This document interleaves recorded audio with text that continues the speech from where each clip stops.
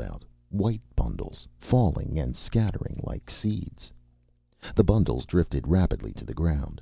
They landed. They were men. Men in uniform. Now the second plane was diving. It roared overhead, releasing its load. More bundles tumbled out, filling the sky.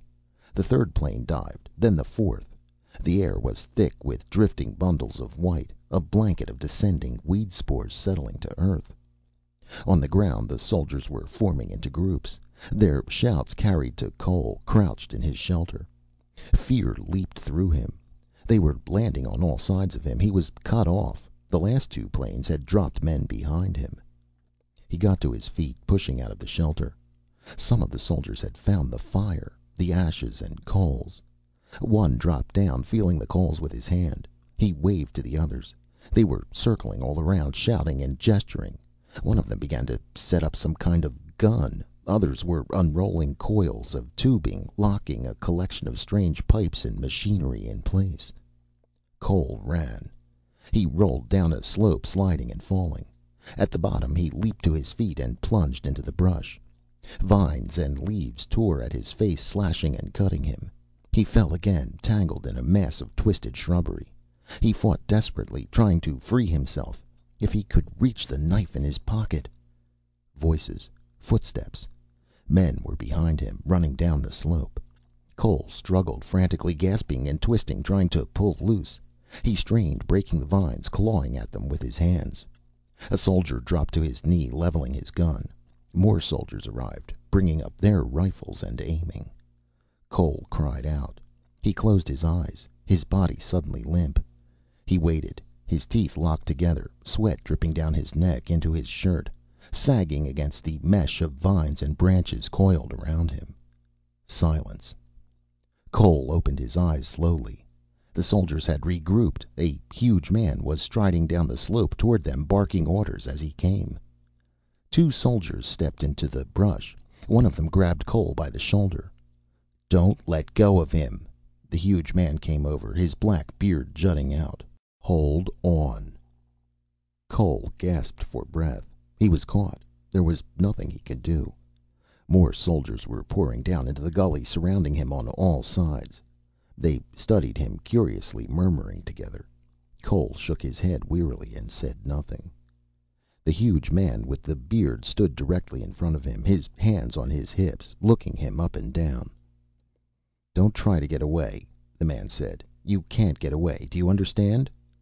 Cole nodded. "All right. Good." The man waved. Soldiers clamped metal bands around Cole's arms and wrists. The metal dug into his flesh, making him gasp with pain. More clamps locked around his legs. "Those stay there until we're out of here. A long way out." Where are you taking me?" Peter Sherikov studied the variable man for a moment before he answered. "Where? I'm taking you to my labs under the Urals." He glanced suddenly up at the sky. "We better hurry. The security police will be starting their demolition attack in a few hours. We want to be a long way from here when that happens." Sherikov settled down in his comfortable, reinforced chair with a sigh. "It's good to be back." He signaled to one of his guards. "All right, you can unfasten him." The metal clamps were removed from Cole's arms and legs. He sagged, sinking down in a heap. Sherikov watched him silently. Cole sat on the floor, rubbing his wrists and legs, saying nothing. "What do you want?" Sherikov demanded. "Food? Are you hungry?" "No." "Medicine? Are you sick? Injured?" "No." Sherikov wrinkled his nose. "A bath wouldn't hurt you any. We'll arrange that later." He lit a cigar, blowing a cloud of gray smoke around him. At the door of the room, two lab guards stood with guns ready. No one else was in the room besides Sherikov and Cole. Thomas Cole sat huddled in a heap on the floor, his head sunk down against his chest. He did not stir. His bent body seemed more elongated and stooped than ever, his hair tousled and unkempt, his chin and jowls a rough stubbled gray. His clothes were dirty and torn from crawling through the brush. His skin was cut and scratched. Open sores dotted his neck and cheeks and forehead. He said nothing. His chest rose and fell. His faded blue eyes were almost closed. He looked quite old. A withered, dried up old man. Sherikov waved one of the guards over. "Have a doctor brought up here. I want this man checked over. He may need intravenous injections. He may not have had anything to eat for a while." The guard departed. "I don't want anything to happen to you," Sherikov said. "Before we go on, I'll have you checked over and deloused at the same time." Cole said nothing. Sherikov laughed.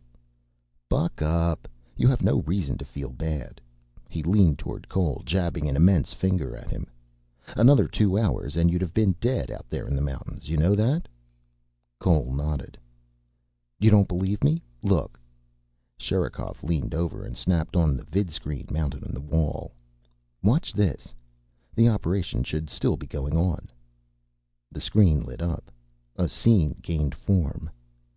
"This is a confidential security channel. I had it tapped several years ago, for my own protection. What we're seeing now is being piped into Eric Reinhardt." Sherikov grinned. "Reinhardt arranged what you're seeing on the screen. Pay close attention. You were there 2 hours ago." Cole turned toward the screen. At first he could not make out what was happening. The screen showed a vast foaming cloud, a vortex of motion. From the speaker came a low rumble, a deep-throated roar.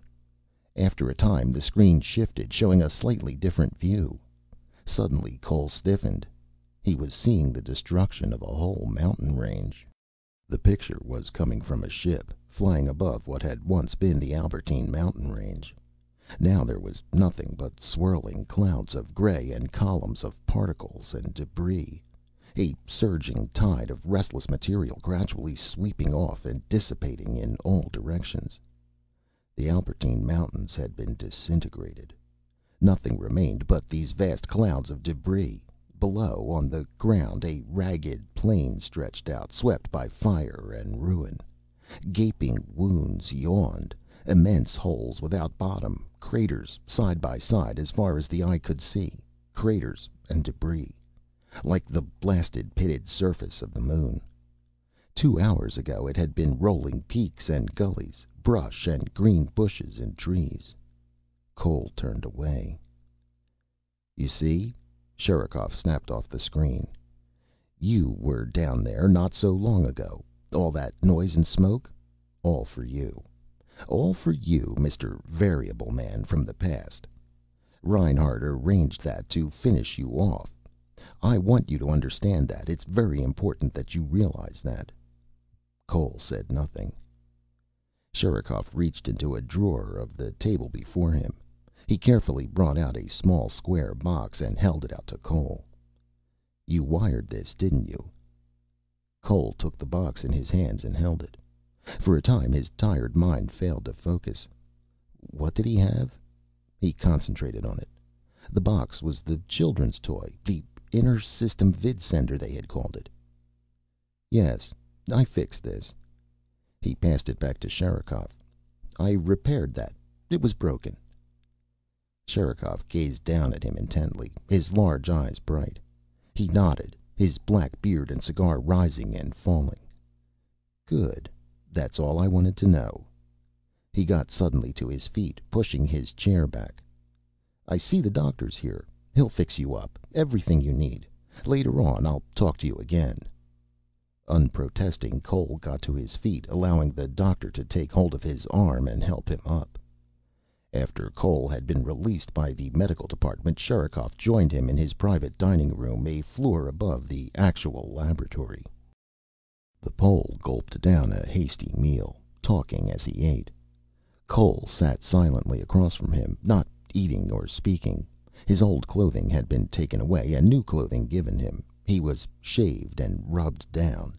His sores and cuts were healed, his body and hair washed. He looked much healthier and younger now, but he was still stooped and tired, his blue eyes worn and faded. He listened to Sherikov's account of the world of 2136 AD without comment. "You can see," Sherikov said finally, waving a chicken leg, "that your appearance